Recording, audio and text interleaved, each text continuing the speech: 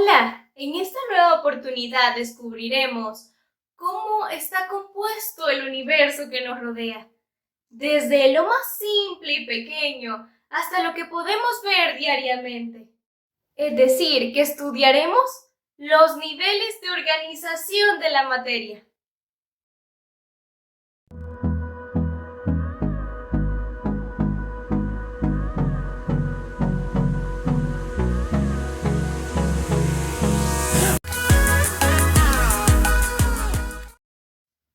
Para comenzar a estudiar los niveles de organización, debemos conocer antes que los primeros niveles son los fundamentales, son las bases de toda la existencia del universo, ya que constituyen tanto a materia inanimada como a la vida.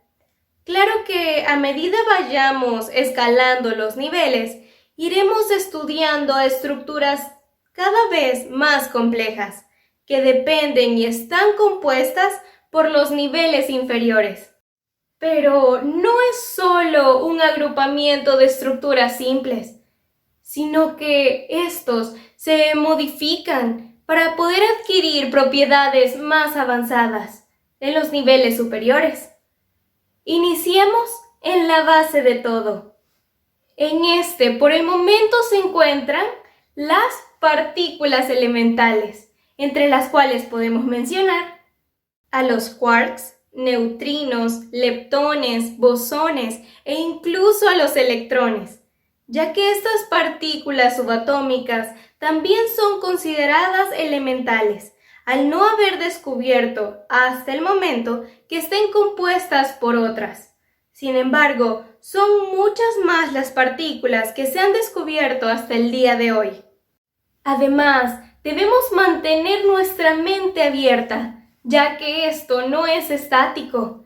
Los científicos día a día continúan estudiando a este nivel, por lo que no me extrañaría que este podría cambiar en poco tiempo. En el siguiente nivel, las partículas fundamentales conforman y cohesionan a las partículas subatómicas, a excepción del electrón, es decir, a los neutrones y protones, los cuales a su vez forman a los átomos, que son las partículas más pequeñas que conservan las propiedades del elemento. En este video puedes encontrar más información sobre ellos. Luego, los átomos al combinarse pueden formar al próximo nivel, es decir, las moléculas. Hay demasiadas variaciones de los átomos. Solo para poner un ejemplo, existen 118 elementos diferentes. Pero además de esto, ya hemos descubierto que los átomos pueden ser diferentes en carga, masa, etc. Esto genera una increíble cantidad de diferentes moléculas con variaciones en forma, estados y unión. Por ejemplo, el átomo de carbono se encuentra formando moléculas muy diferentes, como la glucosa, colesterol y adenina. La primera es una reserva de energía. El segundo se encuentra en las membranas plasmáticas de las células. Y la última es una base nitrogenada que conforma al ADN. Estas moléculas son orgánicas y en especial conforman al grupo que compone a los seres vivos. Es decir, que organizadas forman al siguiente nivel, los orgánulos u organelos celulares. Esto significa órgano pequeño, ya que realiza funciones muy importantes. Estos se dividen en dos: los organelos membranosos y las estructuras celulares. Se diferencian por la presencia o ausencia de una membrana que lo recubra. Por ejemplo, la mitocondria tiene membranas. Este organelo ayuda a generar energía química en forma de ATP. En cambio, la pared celular y el citoesqueleto no están formados por membranas, y estos brindan soporte a la célula. El siguiente nivel, como podrás imaginar, son las células, ya que los orgánulos son estructuras que deben mantener con vida a la unidad más pequeña que la posee. Existen varias clasificaciones de células. Las principales son célula procariota y eucariota, de las cuales hablamos en este video.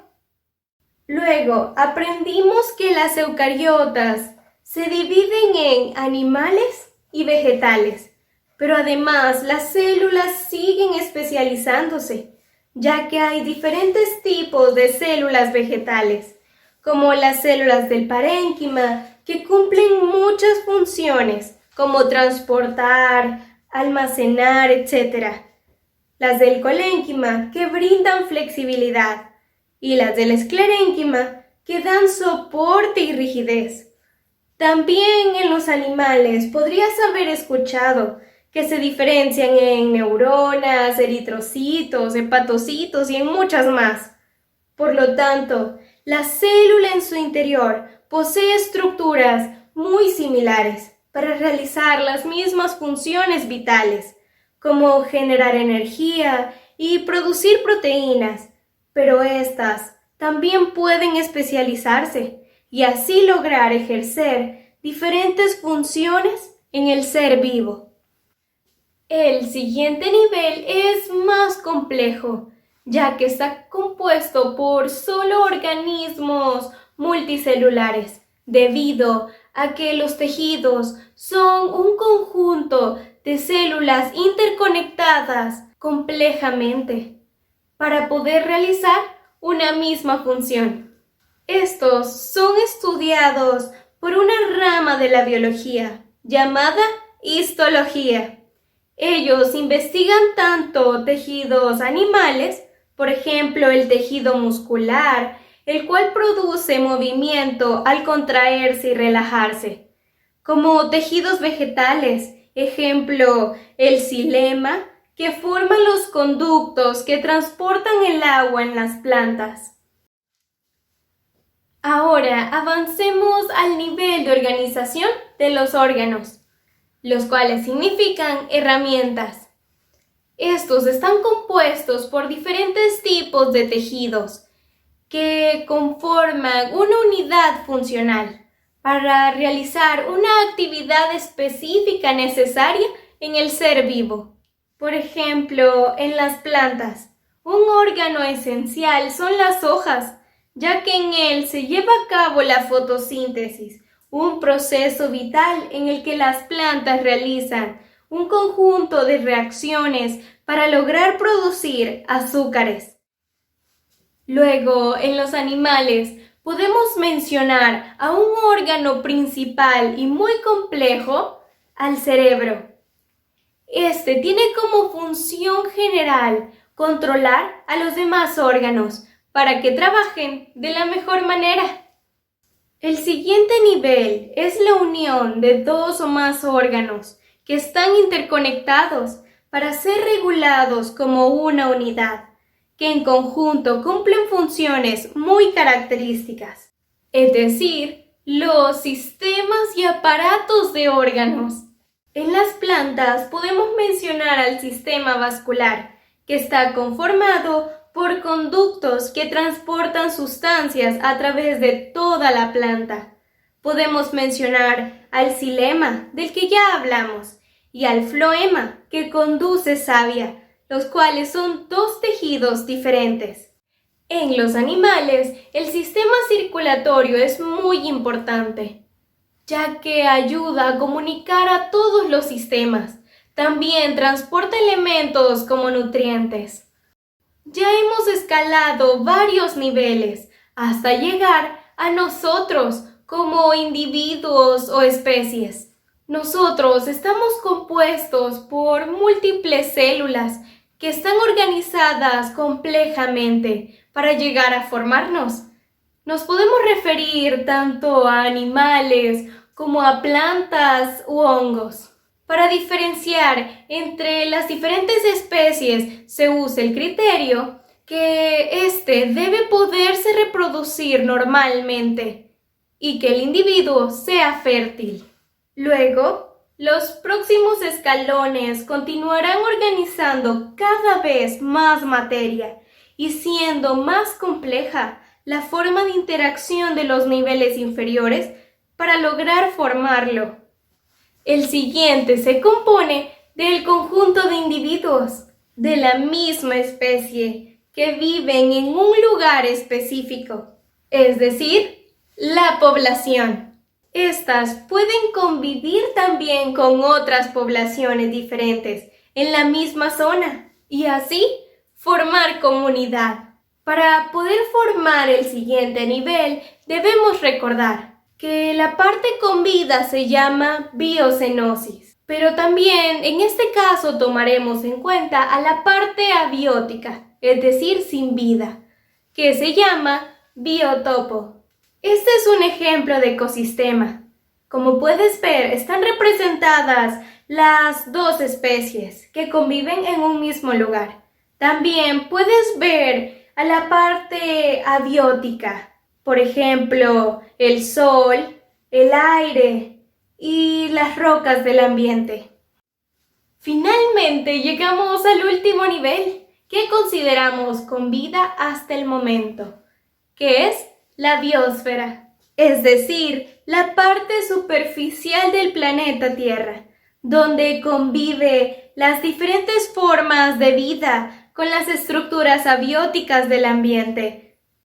Claro que fuera de este mundo hay muchas cosas que descubrir y explorar, pero hasta el momento abarcaremos hasta este escalón, ya que lo más externo es considerado lo que estudia la astronomía.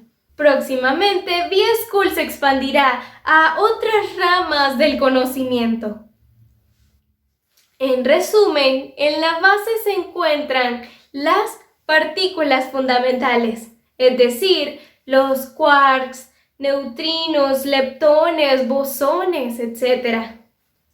Estos conforman a las partículas subatómicas que componen al átomo.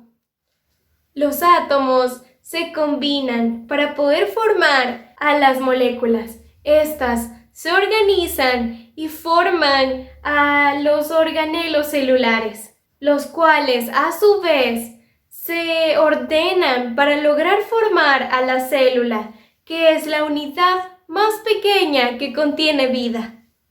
Luego, un grupo de ellas forma tejidos. Estos, al combinarse con otros, forman órganos que al trabajar en conjunto con otros, forman aparatos y sistemas. Estos realizan funciones muy específicas. Increíblemente llegamos a la composición de un individuo, el cual se organiza con otros de la misma especie para formar población. Estas tendrán que convivir con otras y así formar comunidades. Estas también tendrán que relacionarse con su hábitat, es decir, con materia inanimada, y así formar ecosistemas. Finalmente, el conjunto de ecosistemas forma la biosfera, que es la superficie del planeta Tierra. No te olvides que al subir cada escalón se aumenta la complejidad, pero no nos estamos refiriendo solo a agrupar elementos simples, sino más bien a la forma que estos interaccionan, que es diferente y más compleja al referirnos a niveles superiores.